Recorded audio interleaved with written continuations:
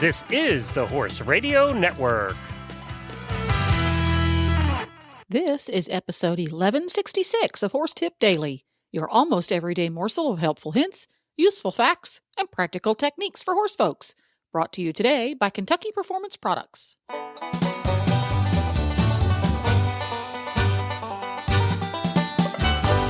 Greetings, horse people. This is Coach Jen, and thanks for tuning in to Horse Tip Daily. Today's tip is an excerpt from the Horses in the Morning show. Monty Roberts joins the Hit'em crew to answer a listener question about whether horses spook because they're scared. And he also has a suggestion for a great technique for despooking Glenn's driving pony.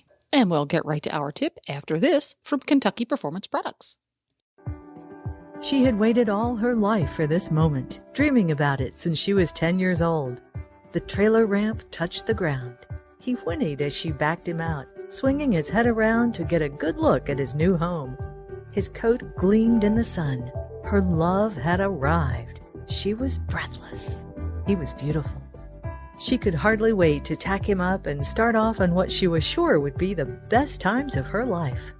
This love story is brought to you by Contribute, providing essential omega-3 fatty acids that help maintain low inflammation levels throughout your horse's body. The horse that matters to you matters to Kentucky Performance Products. Call 859-873-2974 or visit kppusa.com to order today. So what I thought we would do, because I talked a little bit Wednesday, Monty, about the help that you've given me with Thor and the help I'm getting with Edward with kind of desensitizing. And so I got such a huge response from that. So many people writing, thank you for giving us training tips. So I thought, who better than to just talk to the horse about it? And I had listeners late last night. I mean, it was 9:00 on the East Coast when I posted a post and sent out a couple messages. Do you have a question for a training tip? Well, I got 37 responses by bedtime. So I haven't even looked at all of the ones this morning. So I picked out a couple that we could probably just get started and see how far we get. And I'm so excited to learn. And this is going to be I can actually go back and listen to this one when I have problems, Glenn. I will listen to the show again. So my first question comes, are you ready? You good? Do you need a coffee? Ready. You ready? The first question comes from Celeste, and it's kind of a two-part question. How do you stop a horse from spooking? And can spooking be an evasion, or is it always genuine fear? Well, no horse can lie. And to spook from something that you're not spooky of would be a lie. Mm-hmm. So when the horse does something, it's genuine. And some people will say, oh, he's a genuine horse, or he's not genuine, he's faking it. And they can't do it. What we have to do is look inward to figure out what it is that's causing the spooking and how we overcome it, because it's always real. Okay. And so how would you suggest, like say I'm riding my horse and it spooks? And it's probably spooked 100 times. Why? What do you do as a reaction? Do you just ride on? Do you ignore it? Do you do circles? What do you do? Well, the one thing you don't do, and it's a bad thing to tell people what not to do, because that's kind of like the Mona Lisa theory. But what you don't do is let your pulse rate go up. You don't startle with the horse. If you startle with the horse, then they have two ways to be spooked. And they will see that same object the next time, then read what you're going to do, and then spook again. So you do have to, for a certain amount, ignore. But it's just a matter of you saw it too, and then you settle yourself. You learn to breathe. Diaphragmatic breathing is a huge part of what I do. And remember this, that if you're doing your work right, repetition is your greatest friend. If you're doing your work wrong, repetition is your greatest enemy. And doing your work wrong includes driving your adrenaline up, your pulse rate up.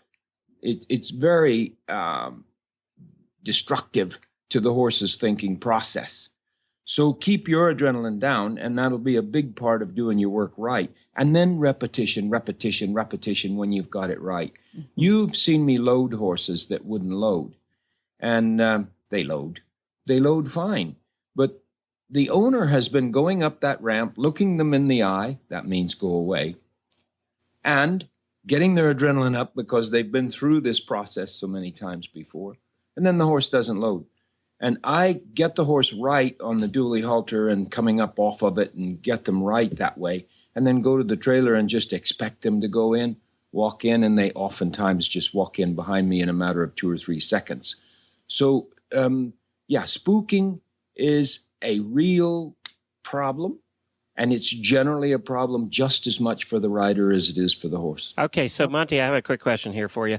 I'm a driver, and I have a Hackney pony that has a spooking issue.